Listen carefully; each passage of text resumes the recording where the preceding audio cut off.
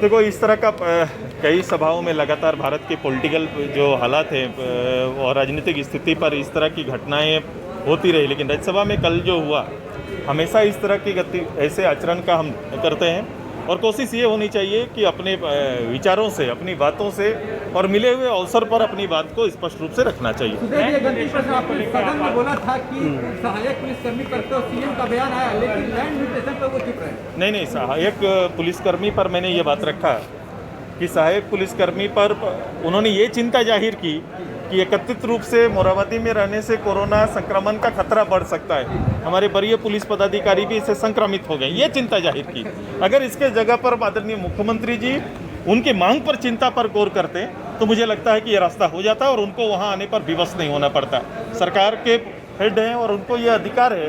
सरकार ऐसे जो निबंधित रूप से काम करने वालों को सेवा विस्तार का अधिकार सरकार को है और सेवा विस्तार की मांग या फिर इस्तीफे की मांग जो इन्होंने विश्वास दिलाया था भविष्य में, पिछले जब पॉलिटिकल कमिटमेंट में इन्होंने विश्वास दिलाया था, उसी विश्वास के आधार पर आज हमारे कर्मी या तो सेवा विस्तार का या स्थायीकरण का मांग को लेकर यहाँ पर हैं। तो मैं इनसे आश्वासन चाह रहा था, मैं इनसे ध्यान आकर्षण ये कराना चाह रहा था कि लगातार कई दिनों से BTPS पर जो मुआवजा, NTPC में मुआवजा को लेकर लोग धरने पर बैठे हुए हैं, मैं उन पर ध्यान आकर जल्द से जल्द सरकार पहल करे और पहल करके उनके नौकरी मुआवजे की व्यवस्था कराए। सरकार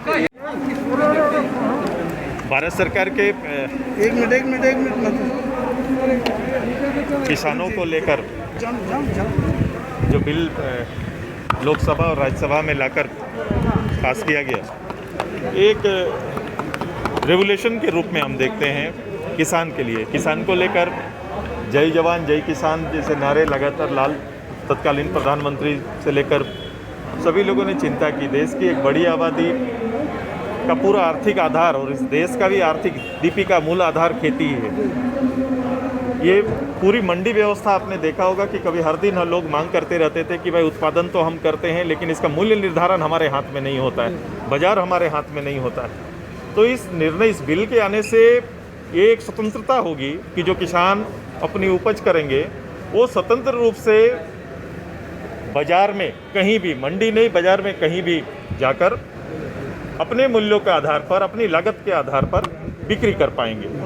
तो एक आधार उनके लिए बना और ये बाजार भी बड़ा बना। वो कहीं भी, उसके लिए निश्चित ये नहीं रहेगा कि वो इन्हीं बाजार में, इसी मंडी में जाके उनको सामान देना है, औने पौने दाम में देना है।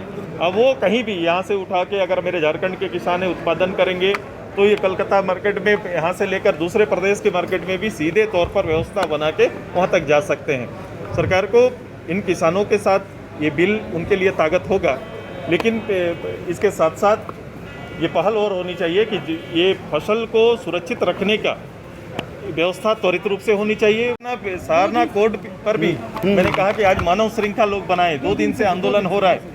ये लगातार कई बार हाउस के अंदर में हमारे प्रतिनिधि, कई सामाजिक संगठन इस बात को कहते आए हैं और ये पुरानी व्यवस्था, जब प्रथम ये स्वतंत्रता से पहले भी ये इस पूरे सारनाथ कोर्ट धर्म अनुयायी की एक व्यवस्था अलग से थी। उस व्यवस्था के तहत राज्य सरकार एक बिल पास करके भारत सरकार को भेजे ताकि जो लोग सारनाथ धर्म अनुयायी हैं, जो लोग प्रकृति पूजक हैं, उनको उनके स्वतंत्रता मिले, जैसे बौद्ध धर्म को, जैसे जैन धर्म को मिला हुआ है, उसी तरह की स्वतंत्रता की मांग करते हैं।